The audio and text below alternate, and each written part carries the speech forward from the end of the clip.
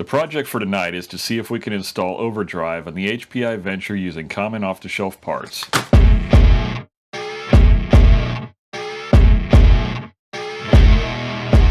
To start off with, if you have one of these HPI Ventures and you've tried to build it for any type of competition crawling or just make it an all-around better performing rig, it's probably no secret to you that there's really not much in the way of aftermarket support for this particular platform. And it's a shame because I really do like the way that these trucks are designed. I like the layout of the chassis. For the most part, there are some things that I have changed. Mine is fairly heavily modified. However, other than electronics, being that this was a chassis kit, I chose all the electronics, but other than the electronics on it, there's not a lot on the actual chassis that's aftermarket performance parts. It's pretty much stuff that I have built and cobbled together, but the changes that I've made have made a huge increase in performance in this truck from the way it came out of the box. But one of the things I have been wanting to do to it for quite a while was overdrive. That's, to me, one thing I just feel that this truck is lacking that will make a big difference. Currently, this truck does have an underdrive transfer case in it. It is a deadlock transfer case, and as far as I know, they are the only ones that ever made a transfer case for this truck. The problem is, it was advertised as a 30% underdrive transfer case, but in reality, it's a 30% front overdrive transfer case with absolutely no reduction in the transfer case itself, which is really weird. It's just a straight through coupling from the transmission to the rear end and then an overdrive of the front axle. And the gear ratio is just ridiculous. It basically gives it more of a gear ratio suitable to a basher than for a trail truck or a crawler. So I've done the math on it, and I don't remember what the ratios were, but yeah, they were just insane. So the problem is that transfer case really just doesn't work worth a shit. So what I've done with this transfer case is that I've flipped it around so that it has a 1.4 to 1 gear reduction. The factory transfer case actually had a 1.5 to 1 gear reduction. So if you're still running the factory transfer case, which I'm pretty well positive most anybody watching this video will be doing, then you're actually going to end up with a better ratio than what I currently have. The only reason that I haven't removed the deadlock transfer case and put the factory transfer case back in is that the deadlock kit comes with a flat skid, and it comes with side plates that give you more mounting points for your suspension links. And I really like that skid, so I'm going to go ahead and leave it in there, and I'm just going to deal with the slight loss and reduction that I'm getting. But again, most people that have this truck are probably going to be using the factory transfer case, so it'll actually work better than what I'm about to do. But for my purposes, I'm just going to leave that part of it alone, and I'm going to go ahead and see if I can get some reduction in the rear end. So what it'll be is it won't necessarily be an overdrive in the front end, so I'll have the same ratio in the front that I currently have, but I will have a lower ratio in the back. So the way I plan to get underdrive in this is by using an AR44 axle meant for an SCX10ii chassis. And the reason I went with the SCX10ii versus anything else out there is that this has a 3.75 to 1 gear reduction ratio, and you can get optional underdrive gears for the AR44 axles, which gives it, I'm wanting to say, a 4.1. I did the math the other night, but I didn't bother to write it down, so I don't remember what it is. But I'm wanting to say it's like a 410 or 421, something along those lines. But you can definitely get a deeper axle, so you actually have choices. So that's the reason I decided to go with this. For comparison, the factory axles in the HPI are a 3.21 to 1 reduction. And again, I did the math the other day to know what the exact percentage was, and I don't remember off the top of my head. I didn't bother to write it down. I'm going to say it's around 10-11%, something like that. I'll try to do the math and put all that in the description of this video. But for right now, that's what I've got. Along with the axle kit, I've got a set of rear lower links from a TRX4 Blazer or early Bronco. The late Bronco, I believe, actually has a longer wheelbase. What I have here is a 109mm link with just the regular Traxxas rod ends. And I will try to put the part numbers of all this stuff down in the description of the video, but they do not sell this as a complete link. You actually have to buy the center link, and then you have to buy the ends separately. But I'll get all the part numbers together and I'll put that in there. And let's go ahead and crack into the SSD axle kit and see what all it gives us.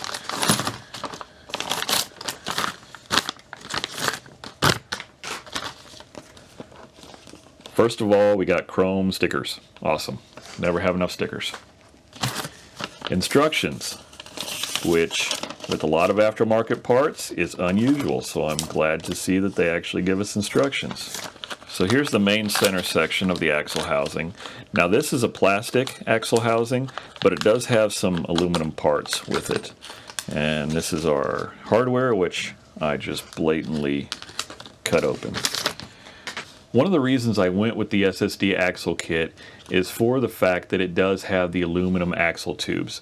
So this is going to be a little bit heavier than your standard AR44 SCX10ii plastic axle would be.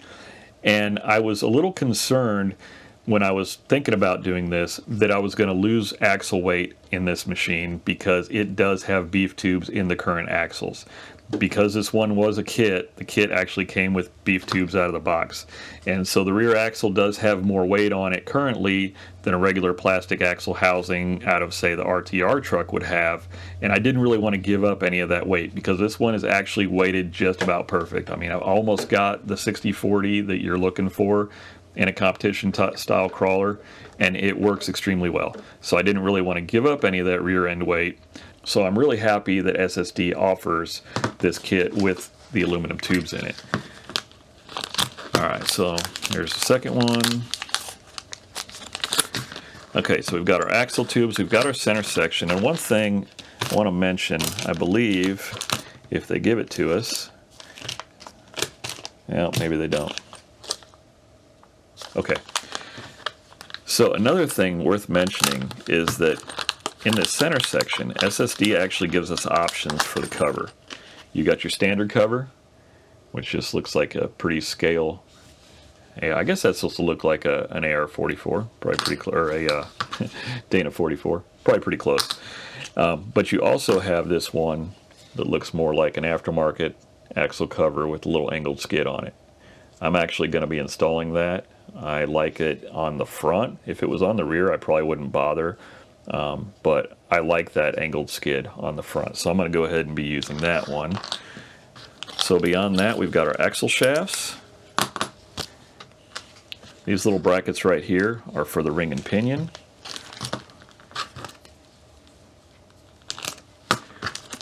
Here's our ring and pinion, and this ring and pinion is the SSD 6-bolt, whereas the factory AR44s out of an SCX10 are going to be 3-bolt. So by going with this axle setup that I went with, you're actually getting a few upgrades in the process. But again, you don't have to use this. You can use, if you're trying to do this as more of a budget project, you can use whatever you got laying around or whatever you can get cheap. And those are greasy as hell. Alright, and here we've got our little rod end mounts and the hardware for that. And again, these mounts are aluminum versus plastic. So again, it's going to add a little bit of weight to it, be a little bit stronger. And then this is going to be our locker. Again, 6-bolt SSD locker. And then lastly, we've got all of our bearings.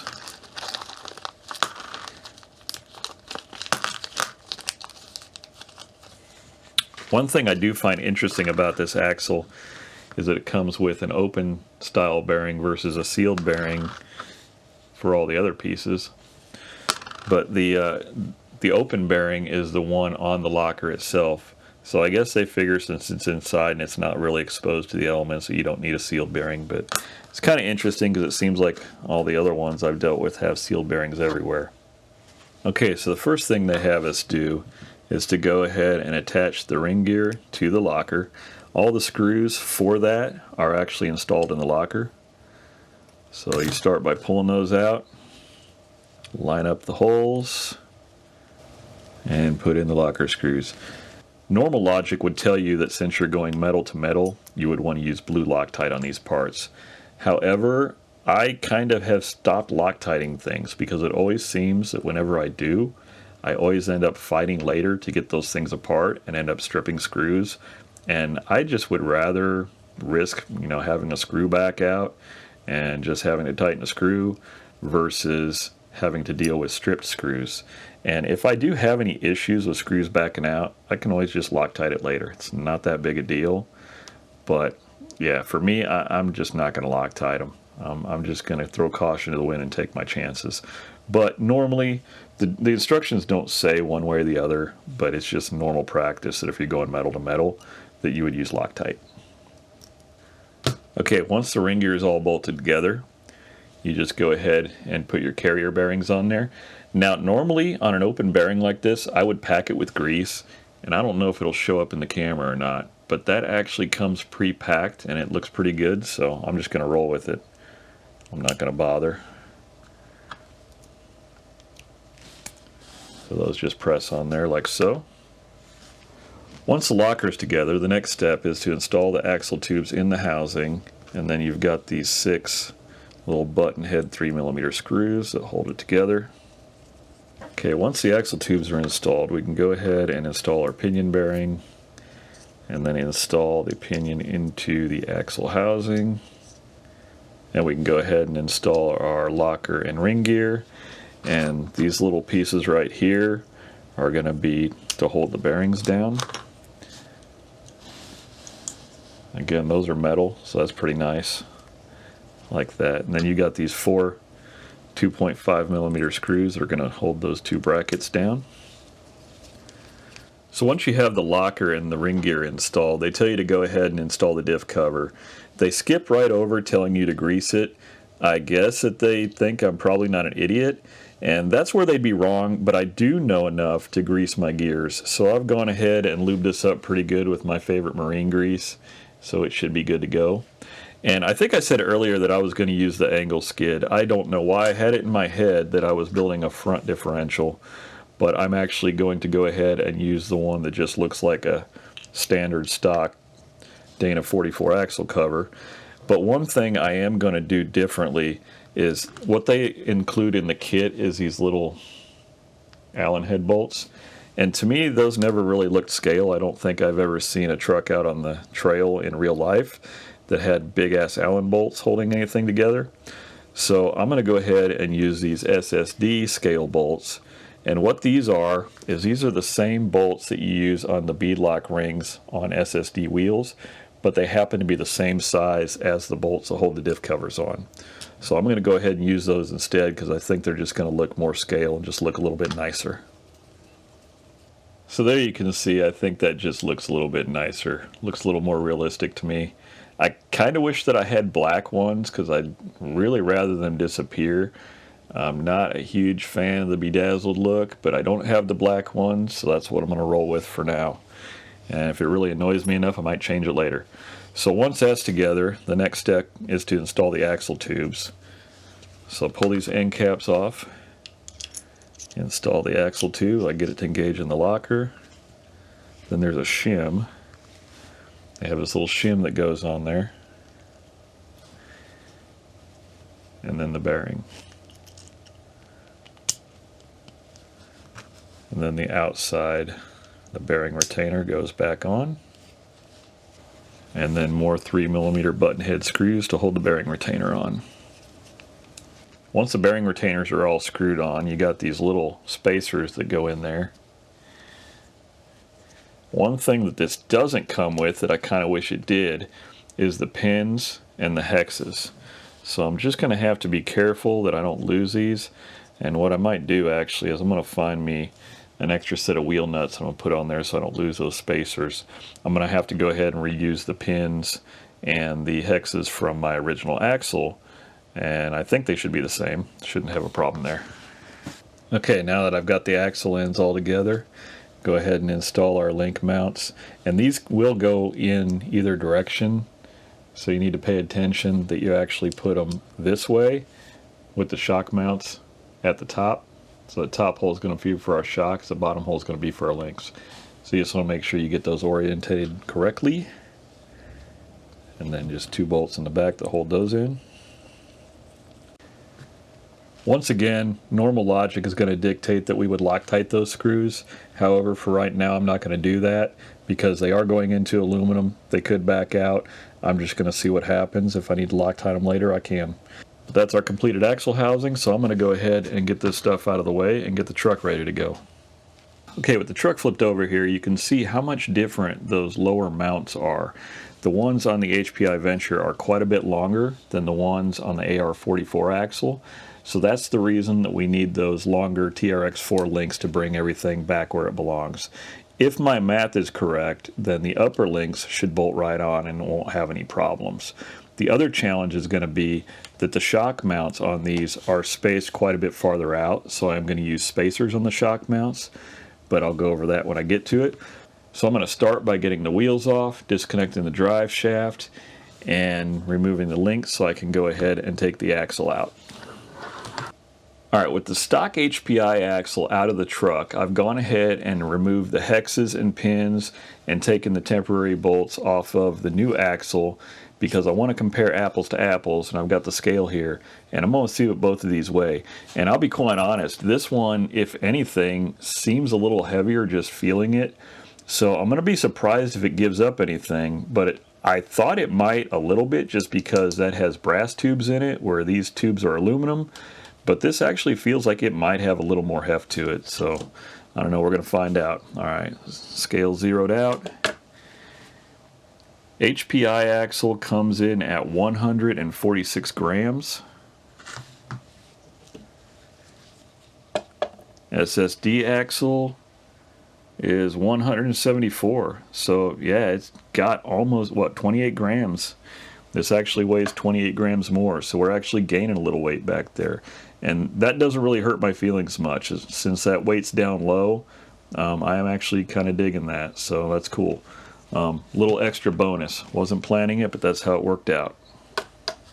Okay, now that I'm ready to go ahead and install the axle in the truck, the first thing I'm going to point out is that I noticed the other day when I was measuring everything, if you look at the area where the rod end goes into the top of the differential there, it's quite a bit smaller on the HPI Venture than it is on the SCX10ii axle. So there's a couple options to deal with that. One is to use some type of little spacer. I just happen to have a bunch of these things around. I could use some of those. Or my solution is just to go ahead and use some leftover SCX10 rod ends out of the old rods out of my SCX10 back there in the corner. And that way I don't even have to worry about spacing anything out. So I'm just going to go ahead and install the SCX10 rod ends. With the axial rod ends in place, this should all go together a lot more smoothly and not have a bunch of play in it. Okay, the upper links fit perfect, no problem there. Now I just need to go ahead and install my lower links.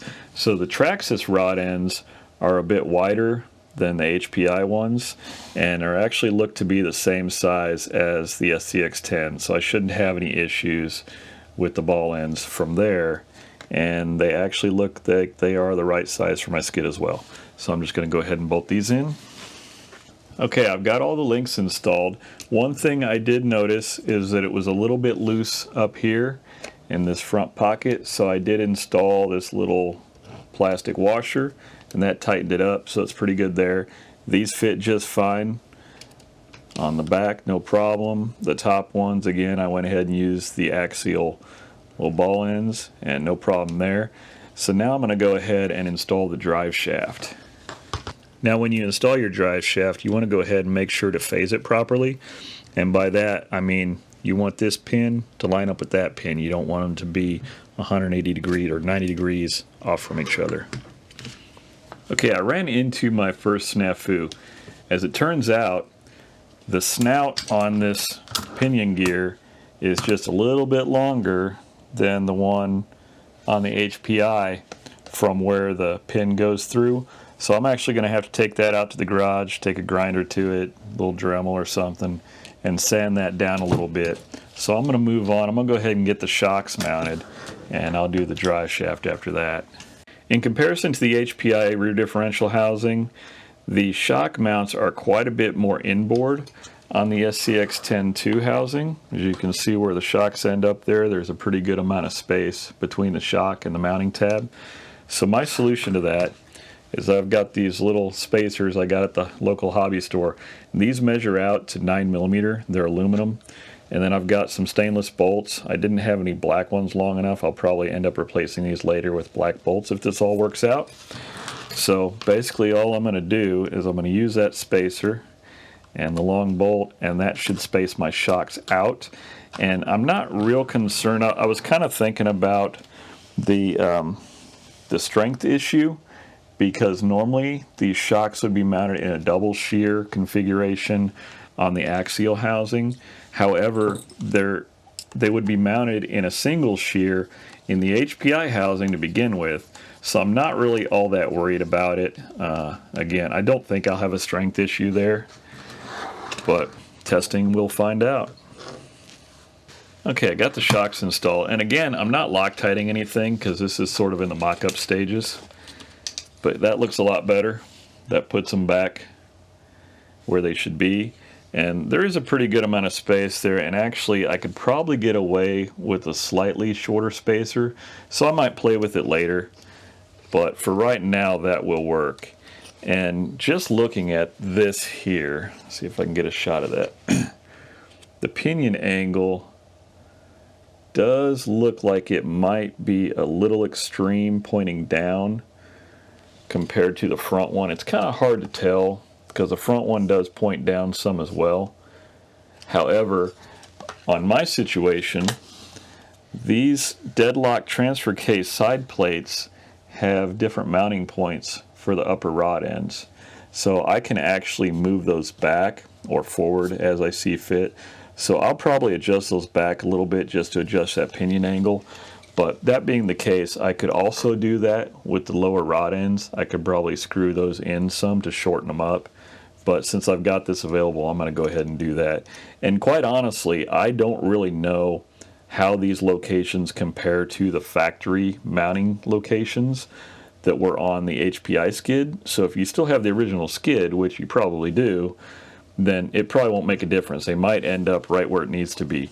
And even if it wasn't adjustable, like I said, just looking at the front one, I don't think it's pointing down so far that would actually cause any drive line problems.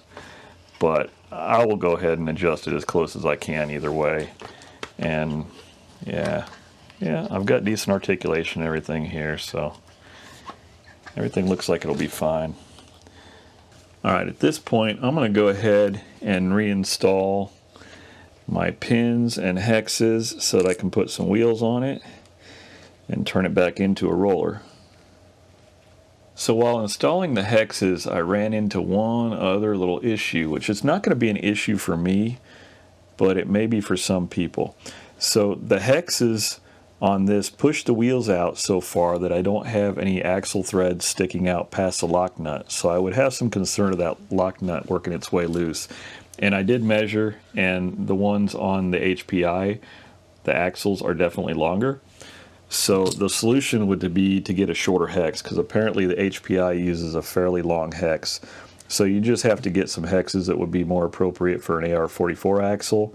Something off the stock SCX10ii, if you had the complete axle, would be just fine. But in my case, I'm going to go ahead and leave that as it is, because I actually have some locked up RC locking hubs, or not locking hubs, like 1-ton hubs, scale ones. And what you actually have to do with those is you have to saw off the ends of your axles. And I've never really wanted to do that, so I've just got those things sitting in a box. So I'm going to give that a try here in a little bit, because now I'm betting those axles are going to be short enough I'll be able to use those locked up RC scale hubs and not have to saw anything apart. Okay, with a quick jump ahead in time, what I've done is I took it out to the garage and I took my grinder and I just ground a skosh off the face of that pinion shaft, and the drive shaft went right on, no problem. So the drive shaft's in, no binding there. I did move my upper link back 1 notch, and it put the pinion angle in a little bit more comfortable angle. Again, if you're using a stock skid, that either will not be necessary, or you could just adjust your lower links a little bit to get that same distance. But I've got the adjustment here, so I just went ahead and did it there. And pretty much everything's done as far as that goes. It's in there. The shocks are spaced out. So to recap, I did have to space the shocks out. I had to grind down the pinion shaft just a little bit. And if you have aftermarket drive shafts, that's probably a non-issue for some reason. The HPIs are just really shallow. And you're going to want to have your AR44 length hexes, and that's probably about it. Everything else is just, like I said, the rear end, the lower links, and everything else is pretty much existing stuff. So I'm going to go ahead and find a battery pack. We're going to fire this thing up. I'm going to mark the tires, and we're going to see how much overdrive we actually get. And I will try to do the math, and again, I'll put the actual overdrive in the description of the video below. But for right now, we're just going to try to get a visual on it. So hang tight. Okay, I've gone ahead, put a battery in it. I put a mark on the tires on the top. I've got it up on blocks, and we're going to go ahead and fire it up and see what happens. And to be honest, I don't really know, so I'm going to be kind of embarrassed if the damn wheels spin backwards or something dumb, but let's see what happens.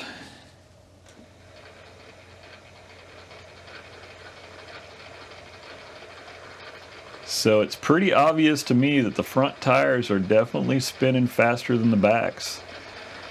So as far as I can tell, that's mission accomplished.